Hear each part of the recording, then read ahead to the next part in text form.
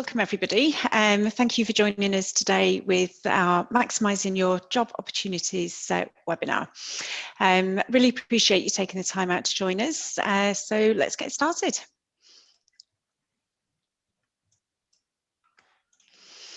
Okay, so we are at Menlo Park. We are an award-winning healthcare recruitment consultancy, and I actually head up our health tech division here. We are a specialist technical recruiter, but within the health tech sector. My name's Amanda, and I've been working in the recruitment industry now for over 20 years. During that time, I've supported hundreds of people into work, both into contract opportunities and permanent placements.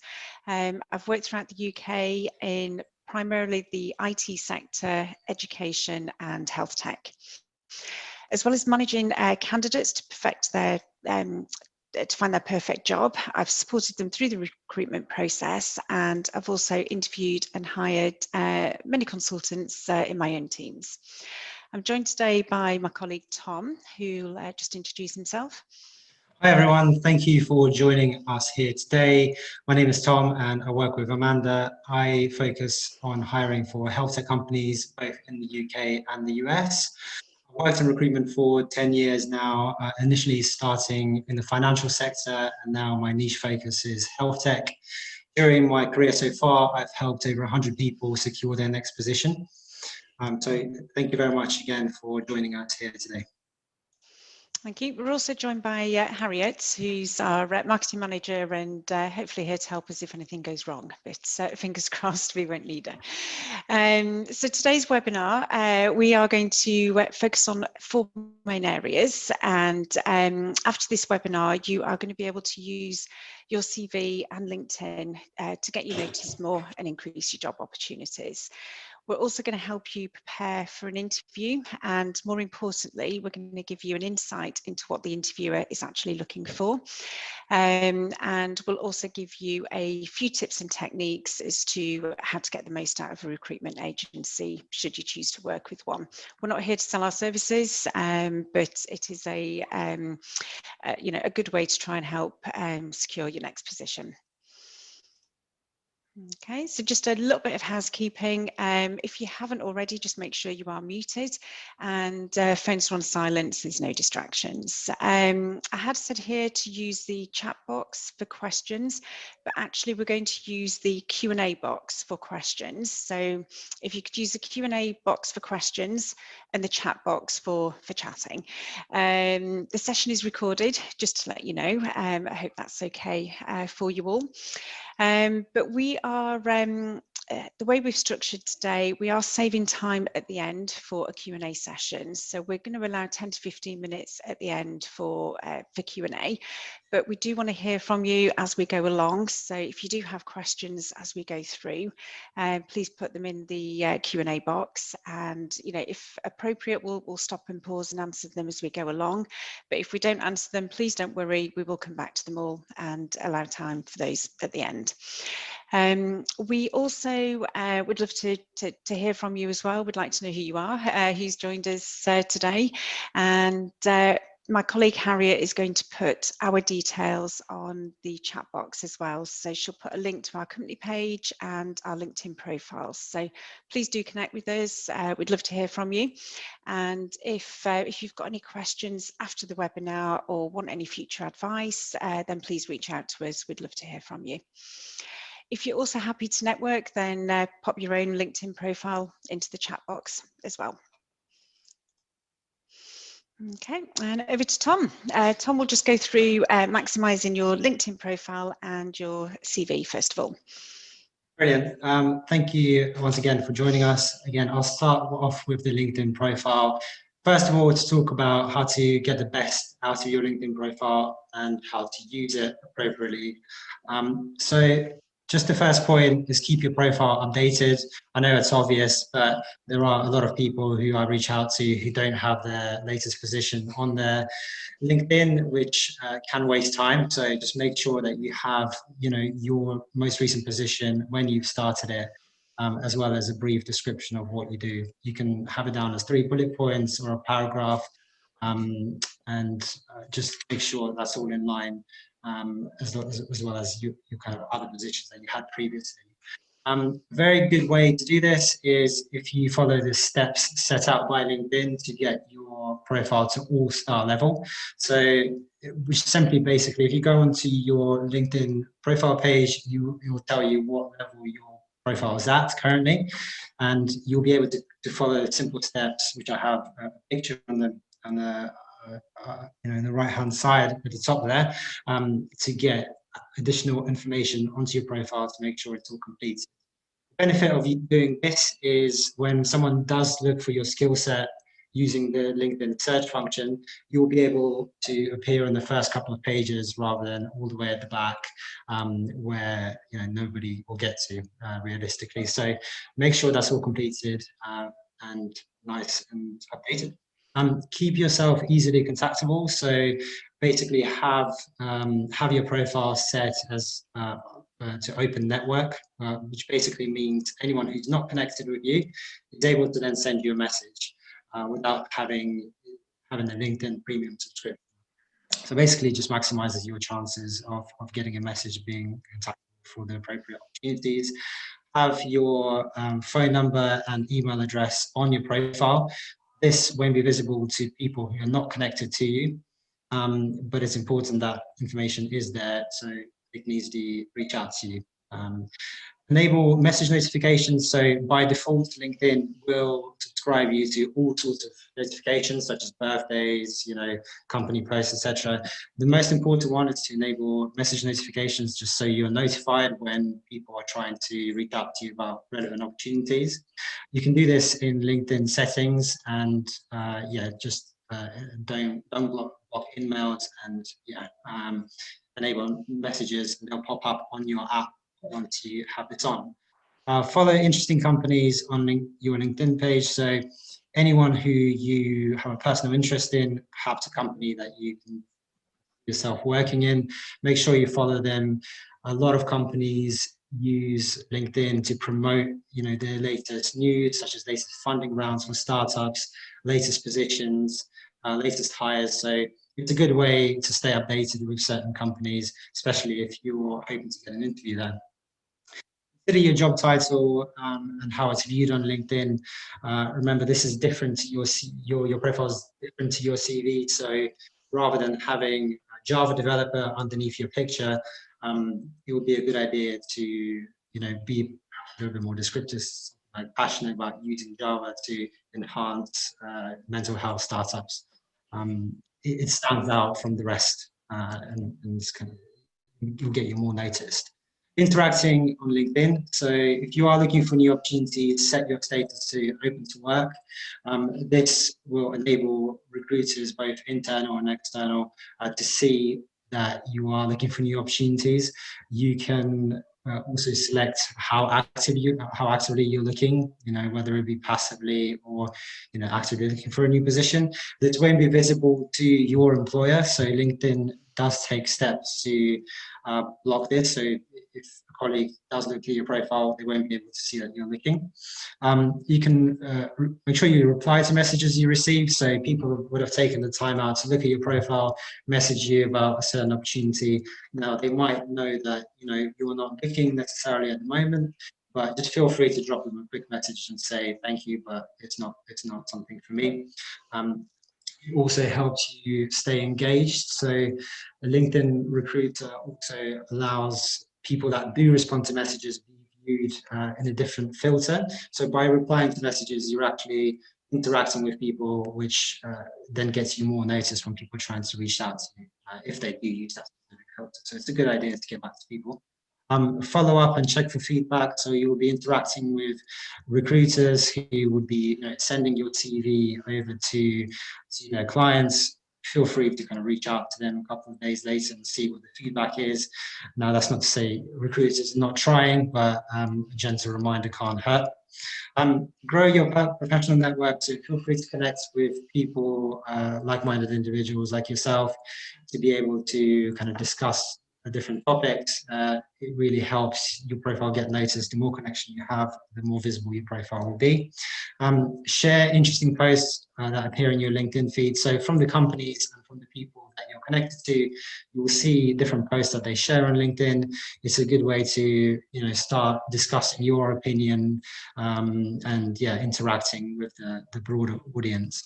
Bear in mind though, your profile is different to your CV, so you want your profile to have enough information on there to enable people to have conversations with you, but kind of very detailed information about projects you've done can be saved for your CV. Activities which help, especially in the job search, obviously, LinkedIn is used widely for jobs, as we know. So make sure that you are looking for the appropriate opportunities. LinkedIn does actually have its own algorithm which scans companies' career pages and picks up automatically the jobs that they're advertising and posting automatically on LinkedIn. Make sure you cross-check the jobs that you see on LinkedIn with the company page, because that can be an old job that's just been re-advertised automatically. So it's a good way to kind of make sure you're just not wasting time. Engage with your network, so comment, like, share, discuss. Again, this kind of goes back to my point about people sharing the relevant articles. It's a good way to kind of get in the habit of commenting, liking, sharing the things you are interested in, because the more you do that, the more relevant content you will get in the future from LinkedIn on your feed. Keep the information on your profile precise, but give detail when needed. So, talk about some of the projects that you worked on, talk about the methodologies you use, but, don't feel like you have to write an essay underneath every position that you have. Check your profile once a day, just to make sure you've not missed any notifications about messages or important company news. Is just, if you go on it for 5 minutes, that's plenty of time, and you can switch off the other notifications to get bombarded continuously. Monthly LinkedIn Premium subscription is a good investment. You don't have to remortgage your house in order to have it. It's a monthly subscription. I sound like I'm working for LinkedIn and trying to sell you it, but it enables you to send messages without having to connect to people, which is really great. You'll be able to modify your signature so it looks more professional when you're reaching out to hiring managers, and you'll also be able to see who's looked at your profile. So it's about £15 a month, depending on which one you go for, but it's worthwhile having if you are actively looking for a new job. I'll move on to the CV now. So CV is different to your LinkedIn profile. It should have more information on there. How long should a technical CV be? My advice is no longer than 2 pages. It's 2 pages is long enough to have the relevant things on there, and it should be enough to get you an interview. I've seen thousands of CVs over my career, and I've seen so much go on to 20, 25 pages, and basically like they needed to write a book.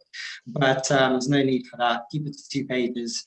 Order your CV properly, so your personal profile, tailoring your background, what you're passionate about and what you want to do. Doesn't have to be longer than sort of a long paragraph. Your experience, making sure all the dates align, and the most recent one at the top, followed by your previous ones, and education at the bottom.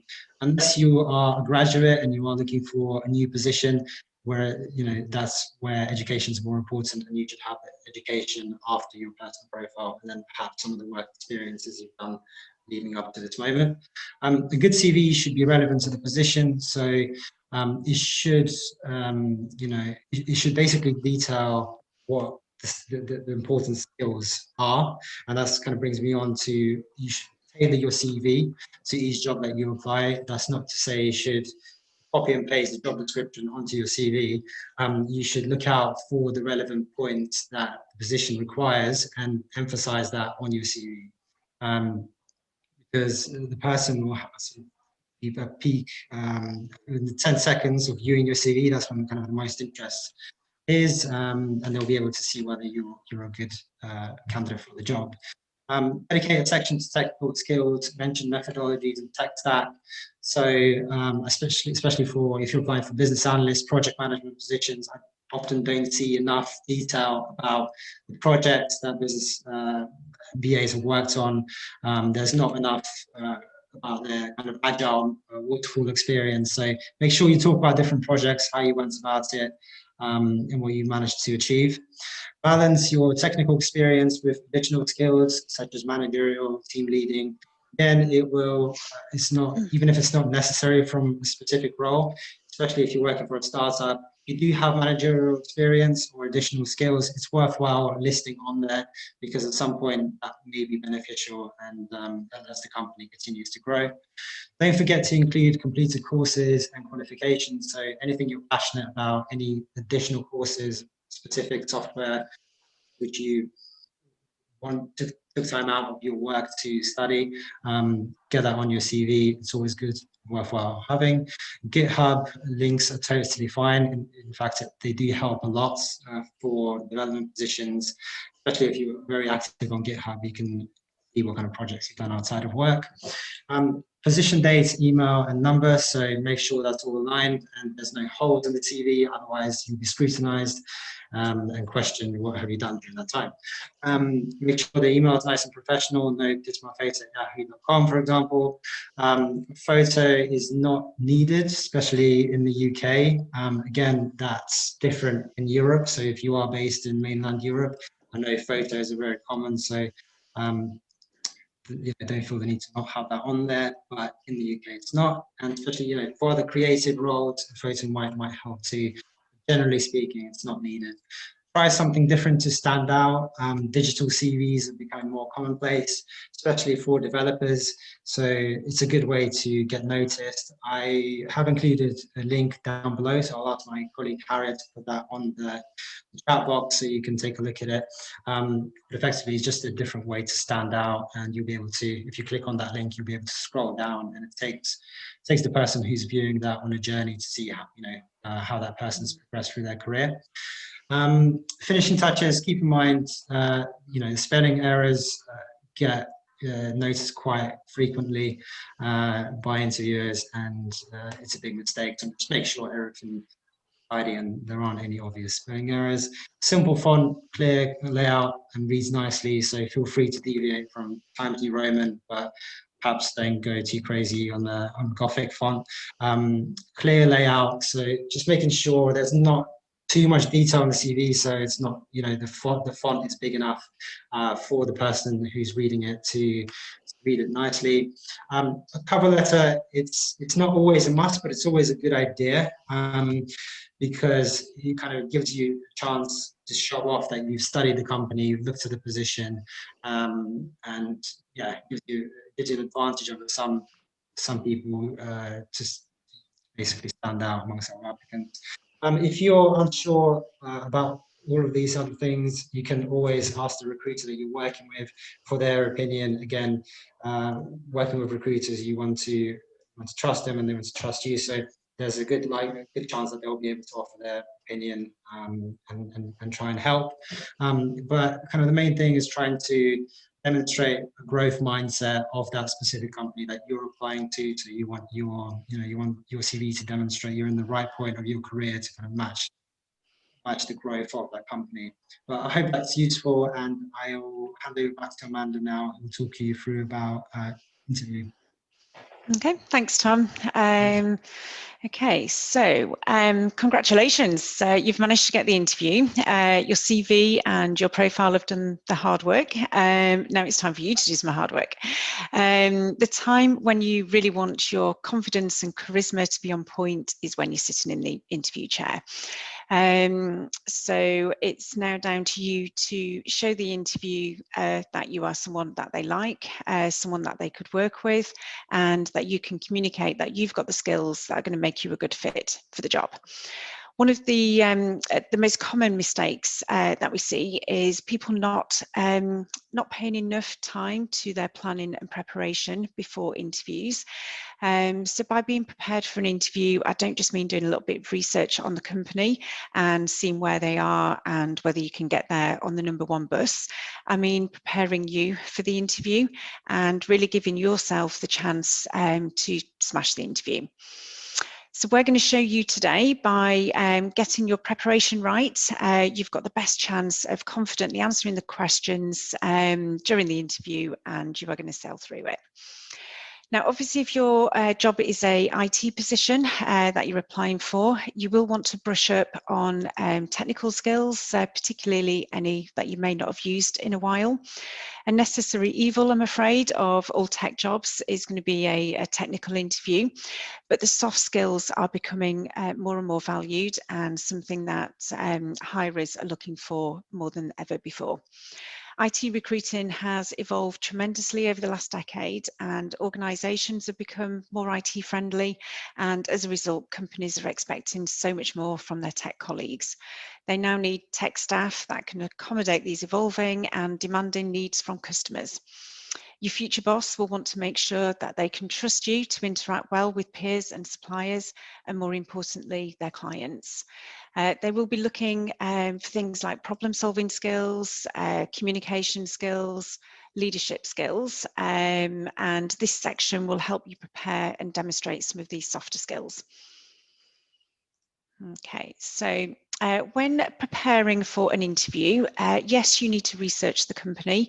Don't just look at the website, look at other things such as LinkedIn, look at the company page, see what kind of articles that they're posting in, what they're interested in, who the competitors are, but also look at the people within the company. Look at the CTO, look at the CEO, look at the hiring manager, and again, see what interests they've got and see what things they're posting on their profiles. It's also worth looking at things like Glassdoor and Google reviews, and obviously just news feeds. But Glassdoor and Google reviews can give you quite a good insight into the organisation, what it's like to work there, or what it's like to interview with them. So it could give you a few useful tips as to what to expect from the interview. But the main thing you want to get from this research, you're not just looking at what the company do and where they are, you're looking at who the company are. What is their vision, what are their goals, what is the culture of that organisation like, and what is their ethos, what do they stand for, what are their values. By doing this, you can then align your values to theirs, and it will give you a much better chance of being hired. So look at things like where they see themselves in the market, where do they want to be, how are they going to get there, what problems are they trying to solve, to help you align your skills and your values to the organisation. I'll just show you a quick example actually, if I flick onto the next page, but this is Microsoft's vision. So Microsoft is a technology company whose mission is to empower every person and every organisation on the planet to achieve more. Now that is quite a grand statement. We can't all empower every person in the world to achieve more, but that's what their aim is. So if you were interviewing for that company, then you would want to talk about examples where your tech has helped people achieve more, and why you liked this, how you felt about it, why you are passionate about helping people through tech, and that you've seen how tech can help people achieve more. Or maybe look at where you've empowered colleagues or customers. Basically, what you want to do is try to mirror the language and show them that you're so aligned to their values that you are basically them, and show them that you are one of them.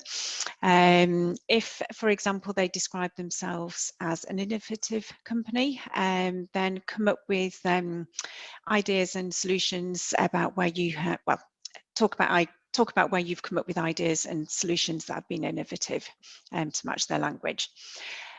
Just going back to the preparation slide then.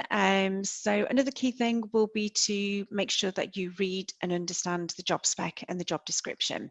Now, all companies should be able to release one of these to you prior to interview. It will be a job description.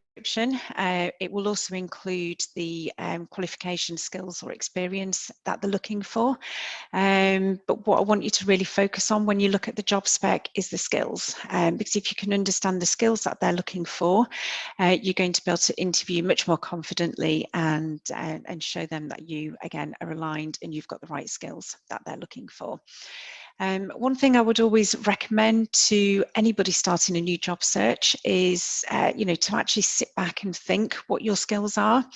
So before you get the job specs and you're matching what your relevant skills are, think about what your skills are anyway, as an individual, as a person, and look at a mix of tech skills as well as the softer skills. Maybe look at 10 skills, 5 of each, 5 technical, 5 soft.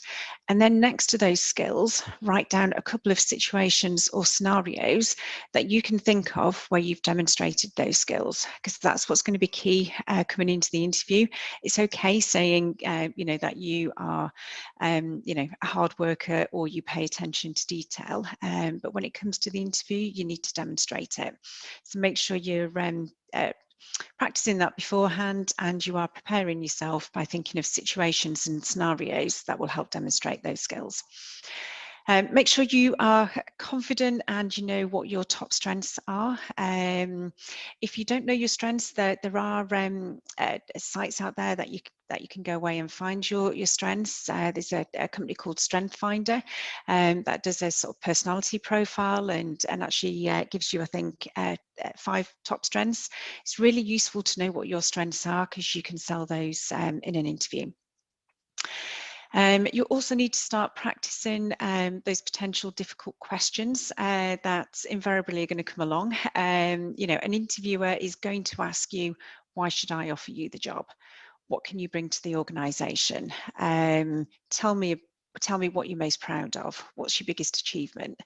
So have a think beforehand, what questions they might ask, and start practicing answering some of those and thinking about what you might like to say. You don't need to have a script fully rehearsed, but at least think about what you might want to say, and you'll find the words yourself in the interview. Also, make sure you are preparing good questions to ask at the end of the interview. I would always recommend preparing at least 3. 3 to 5 is probably a good level. If you only go in there with 1 question prepared, then there is that chance and that risk that the question you're going to ask is come up in the interview anyway, and suddenly you don't have any questions left to ask. Try not to ask about salary or remuneration. Try and ask things that are more specific about the company, the job, the team, the culture, how they do certain things. Obviously salary might come up during the interview, and if so, then obviously it's fine to talk about. But when you're asked if you've got any questions, don't make it the first thing you ask. It just looks like you want to know what's in it for you, and that you're not as interested in them. Think about what to wear. Obviously a key thing for any interview. A lot of interviews now are in Zoom or Teams. They're all online. But if you are lucky enough to get a face-to-face interview, then just remember that the actual face-to-face interview starts the second you walk in the building. It doesn't start when you walk into the meeting room and sit down with the interviewer. It starts when you walk into the building. So you don't know who you might be walking past, who's currently talking to the receptionist. Make sure you sat there in the waiting room and you're engaged and you're polite and friendly to everybody that you meet. So just going back to the outfit as well, if your interview is on Zoom, please do dress fully and dress for an interview. It's very difficult now. A lot of companies working from home have got a much more relaxed dress code, and in fact a lot of companies have got more and more relaxed over the last few years. But if you're unsure, ask prior to interview what the dress code is and dress appropriately. If they do have a casual dress code, go smart, go smart casual at least. You want to be more dressed up than they are.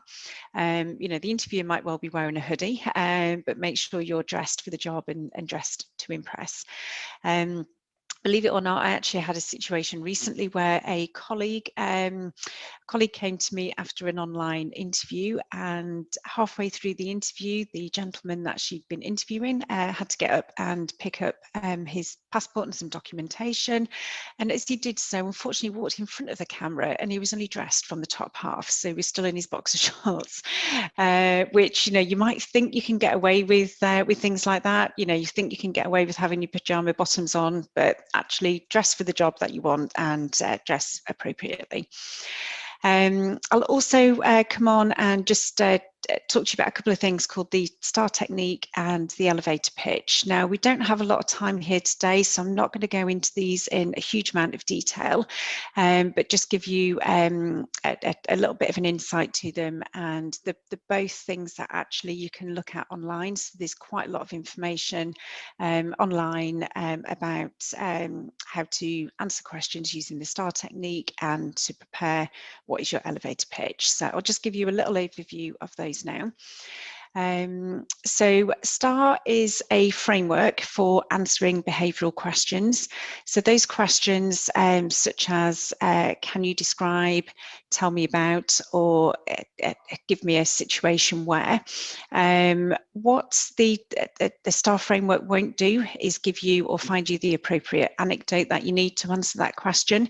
Your research, looking at your skills and what the what the client is actually looking for, will help you come up with the appropriate anecdote. But this is a framework to help you respond appropriately to the question and to clearly give across your message. We would recommend sticking to 2 bullet points per letter, and the STAR acronym you can see at the top of the page there. It's situation, task, action and result, and it's a process to go through to set the scene, describe your responsibility, explain the steps that you took, and to share the outcomes. And if you want more information on that, then yes, I would recommend having a look online and seeing some example STAR pitches, but I have got a little one of the elevator pitch for you shortly. So the elevator pitch, I would recommend anybody going into interview situations should prepare one of these. It is exactly what it says on the tin, and it is: imagine yourself that you are in an elevator with a hiring manager that you've never met before, and you only have, as you journey from the bottom floor to the top floor, to get your point across and tell him why he should be interested in hiring you. We would recommend 30 to 60 seconds is about right for an elevator pitch, but no longer than 90 seconds. So yeah, imagine you're in the elevator with this person and you literally have until you get to the top floor to quickly demonstrate your experience and skills to a person that you don't know. Now, it's also a really, really good tool for answering that dreaded question of tell me about yourself. So it should, the problem with this question is it's too broad. People panic, people don't know how to answer the question, and fear sets in. I've seen so many people just waffle on and on and on when they get asked this question, and it can leave you flustered as the interviewee, and also it can set yourself up on the wrong foot. From an interviewer's perspective, it's normally used as an icebreaker. It's something that we use just to check how people can articulate and talk about themselves, but it's an icebreaker that's meant to lead on to other questions. So if we want to know more about what you've told us, we can then go on and ask questions. It is not a prompt to give your life story. So just back to structuring the elevator pitch, there's 3 key areas within the elevator pitch: the who you are, why you're qualified, and why you are there. It is a compelling statement of who you are professionally, and it's a reference to your current experience, but also gives a nod showing your breadth of experience. It's more high level and big picture. So it's not starting right back at primary school. It is actually starting from your current point, but indicating your breadth of experience. Why you're qualified section, we recommend looking at bullet points here, and no more than 2 to 4 bullet points. You might want to prepare a few more bullet points because then you can use the relevant bullet points for the situation situation or scenario that you find yourself in, and can mix and match them a little bit. But this section is focused on your key accomplishments and the competencies that you've got that are linked to the job. And finally, why you are here. This is just a couple of sentences, no more, just to show why you're there and your enthusiasm for the role. So a example elevator pitch could be, I have more than 5 years experience as a technical project manager within the finance sector. Most recently, I helped to develop an award-winning new sales platform that came in on time and to budget. I'm a person that thrives in a fast-paced environment, so right now I'm looking for an opportunity to apply my technology expertise as well as my creative problem-solving skills within an innovative software company. So that is quite general. Yours will probably be a little bit more specific. You'll have more to talk about in terms of your key experiences, but it gives you an idea and a flavour for what we're looking for there with an elevator pitch. Also really, really useful for networking situations as well. So some of you might actually be in employment currently and find yourself in networking events or opportunities. And again, having the elevator pitch is a really good opportunity to showcase your skills and to who could be a future employer. You never know. Okay, so now we're going to look at what the interviewer is actually looking for when they meet with you. So this is the Holy Grail, right? If we knew this, then it'd be easy and I wouldn't be sat here talking to you today. But I just want to give you a few insights into what interviewers are actually looking for. And if you keep these top of mind, you will be able to put them into practice during the interview, and you will see how they link in very well to the preparation that we discussed earlier as well. So I have chosen just 5 key things to focus on here. The first of which is, do you actually answer the questions that I ask? So one of the biggest frustrations and turn-offs for any interviewer is when candidates don't answer the question that's been asked. And it is likely to lead to a negative result rather than a positive result. So make sure you are listening to the whole question and that you answer the question. There is nothing worse than somebody that talks and talks and talks, but actually never gets to the point. But you know, if you do realise that you've started to talk and you've gone off on a tangent or down a different path, then there is nothing wrong with actually just pausing for a second and saying, actually, I've gone off on a slightly different tangent. Can I just come back to your original point and answer the question, which is, you know, that is absolutely fine, and that's quite natural and that's quite conversational. Also, you can seek a little bit of clarity if you're unsure what they really meant by the question and whether you have actually answered it. You know, it's fine to seek clarity and ask if it clarifies your question fully. When you are answering the questions, make sure you tell them what you did rather than give a job description. They don't want to know that you were responsible for programming this, this and this. They want to know what you did, you know, what value you added while you were there. And remember to use the STAR technique as well. Okay, and next slide. Point number 2 is, do you understand the job that you are interviewing for? Have you read and understood the job description? Have you taken time out to understand who the company are? And can you actually demonstrate why you're right for the job and why you want the job? Do you ask good questions? These are all indicators to show the interviewer that you have done your research and that you know fully what the job entails and why you've got the right experience. If you ask good questions, it shows that you've done your homework and it shows that you're interested. Okay, and next, do you have the right skills required to do the job, and what are your key achievements? So when I'm interviewing, I'm always looking to check that the people I'm meeting with have the right skills and competencies to do the job. Again, the preparation that we did earlier is going to help, because you will have identified already the key skills that you think they're going to be looking for. You will know and understand their culture and their ethos, so you'll be talking in their language, and you'll have lots of anecdotes ready to talk about. If another thing we're interested in at this point as well is the key achievements section. I just wanted to point out here that if you are a graduate, those key achievements don't have to be in your work life. They can be in your personal life, or they could be related to your study. So it's just something where you've shown and demonstrated that you've got ambition, and you've got goals. So make sure that you get those areas across in the interview. Body language and eye contact.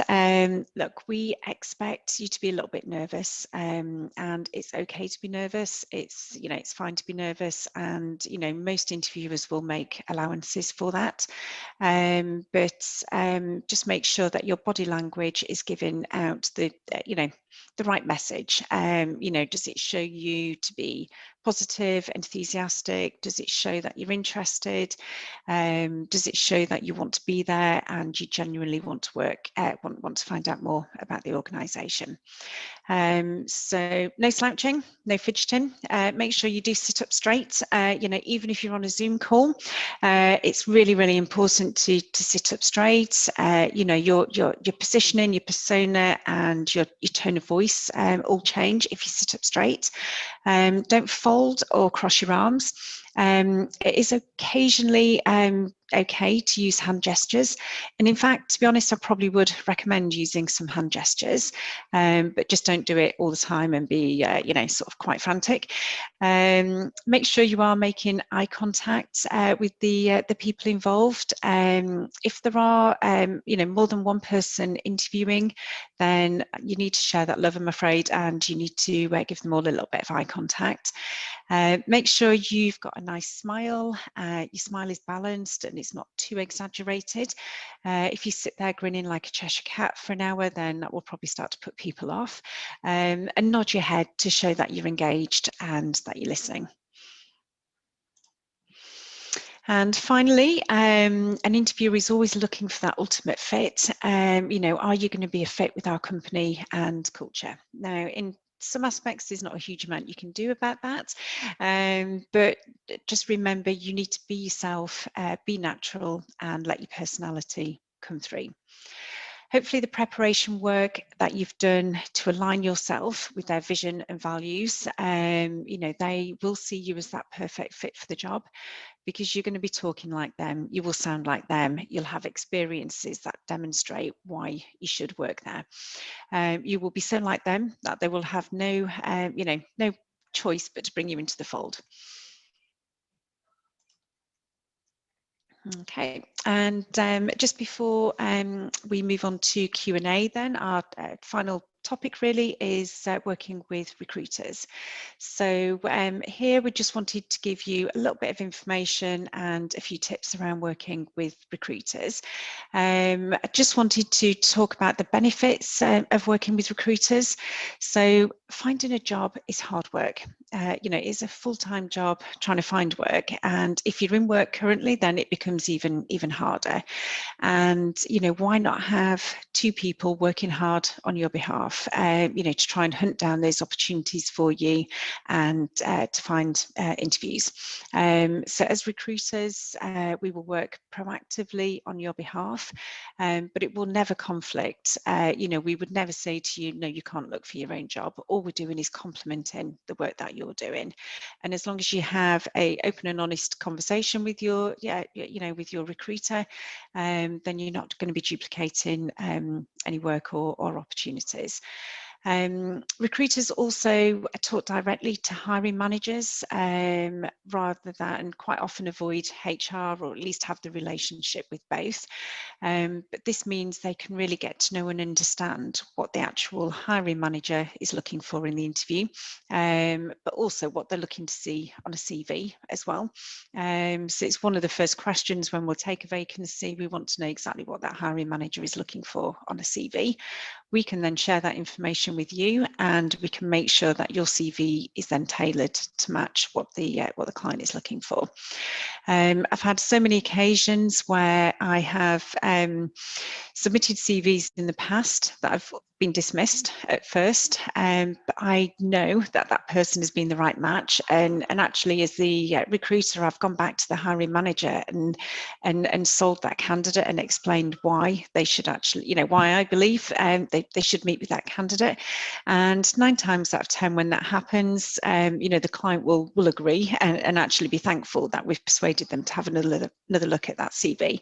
So you've also got somebody working harder on your behalf to try and you know, not just find the opportunity, but take it from CV submission to interview stage. Recruiters quite often have access to different roles and opportunities that you might see advertised, because they're directly talking to organisations. They tend to know what's coming up rather than just what's been advertised. So if we are talking to you about your skill set and we know that that matches an opportunity that one of our clients is looking at in the future, we can get in there and put you forward for that role and opportunity before other people start applying for it. We will ensure that we are giving feedback, and that will be, you know, a two-way process. We want your feedback so we can feed that back to the client to see if there's anything they can improve on. But likewise, we might have feedback from you, and you know, we might have some constructive feedback that's going to help you with your next interview. We can also have those difficult conversations around salary and package, and you know, you don't want to have those difficult conversations with your future employer. Let us do that on your behalf, and we can also go back and ask questions. If you're applying directly, you don't want to you know, nag them and ask lots of questions, but we can do that. You know, we can go away and ask questions and it won't reflect badly on you. But also we tend to know a lot more about the organisation as well, because we've been working with them generally for a while, so we can give you some inside tips on their culture and their ethos, which again, it's all going to help you when it comes to the interview. So how do you choose a recruiter? There are a lot of organisations out there. Pick one that's got a good reputation and one you can trust. Look for one that is an REC member, and maybe one that has won awards or got recognition for its good work. Just like I suggested, researching companies, research recruiters on Google reviews. You know, a lot of candidates give feedback about their experiences. So it's always good to check out the Google reviews first. And make sure that that agency has actually got a strong presence in your area and they cover the type of jobs that you're looking for. Sometimes you can come across you know, national brands that you recognise, but they just might not have much of a local presence in your area. So just do a bit of due diligence there. Look for ones that are specialist, either geographically or in a sector you want to work in or a technology you want to work in. And you know, the best piece of advice I can give is, you know, be honest with your recruiter. You know, if needs to be a two-way relationship of trust and honesty. And you know, if you're not interested in opportunities that we have for you, tell us, you know, be honest with us, and you know, that feedback will help us actually fine-tune the roles and opportunities that we are finding for you.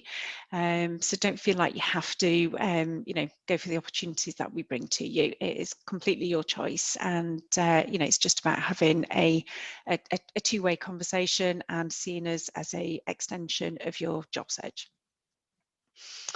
Okay, so just to finish off, I'll leave these this slide on the page for a while, actually, while we go to the Q&A box in a minute. But just remember, you know, searching for a job, you know, it is difficult, it takes time, and it can be stressful. Be confident and be persistent. You know, treat every process you come across as a learning curve, and demand feedback as well, because if you don't get the feedback on why your CV hasn't been selected, or why you haven't been successful at interview stage, you'll never know, you know, what you can improve on next time round. So thank you for listening, and do we have any questions?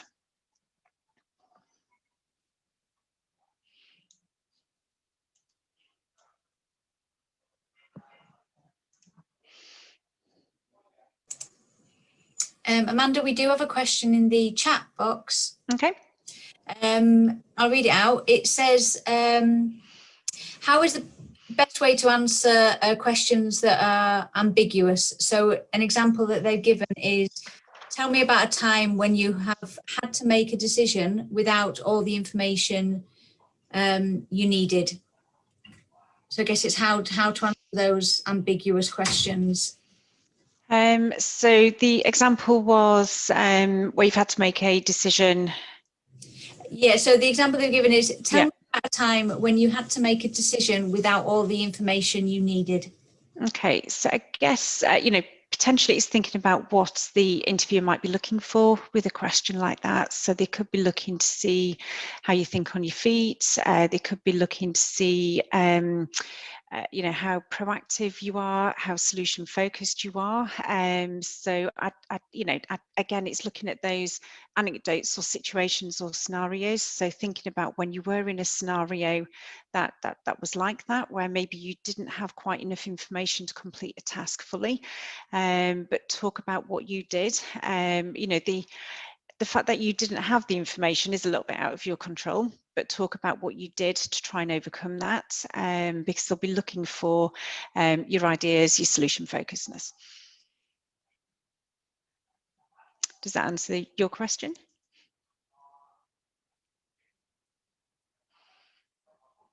Okay, and any more questions coming through?